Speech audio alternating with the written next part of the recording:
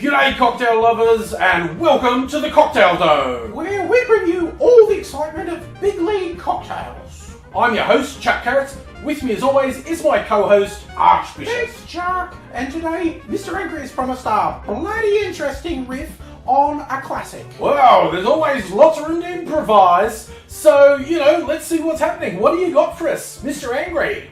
Well, Chuck and Arch, the 20th century cocktail is one that's riffed on a lot. It does originate in the early 20th century, but it's actually named after an express train that ran between New York and Chicago. Now, the various riffs tend to take the name of some other century, and they do tend to follow the formula of some type of spirit, creme de cacao, some type of aromatized wine, and citrus.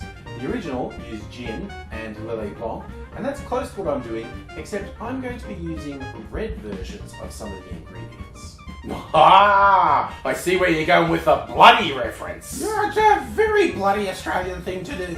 More than you might realise, the gin I'm going to be using is from the Four Pillars distillery. It's called their Bloody Shiraz gin.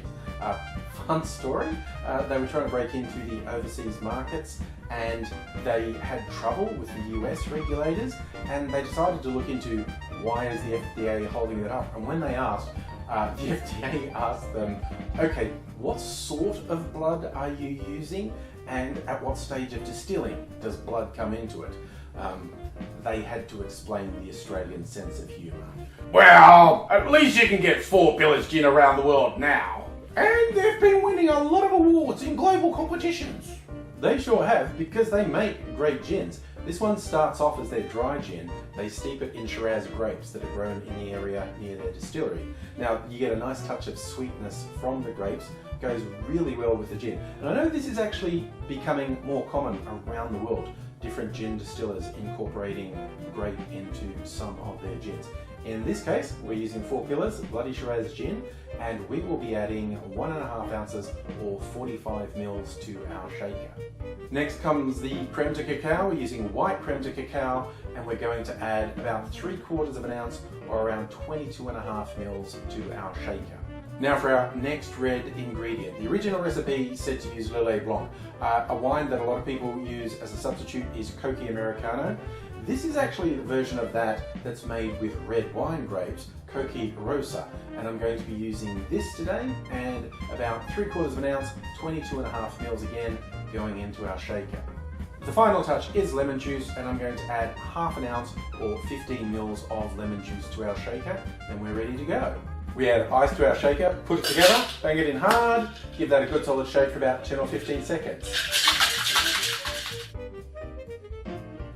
We strain that into a chilled glass, and there is your bloody 20th century. Oh, it certainly looks good. Oh, it tastes great too. I thought the creme de cacao might make it a bit too sweet, but there's a good balance. I feel like this is another drink that could help ease someone into gin if they haven't found a gin drink they like. Yeah, I mean, it's very approachable. Are we going with a bloody 20th century as a name?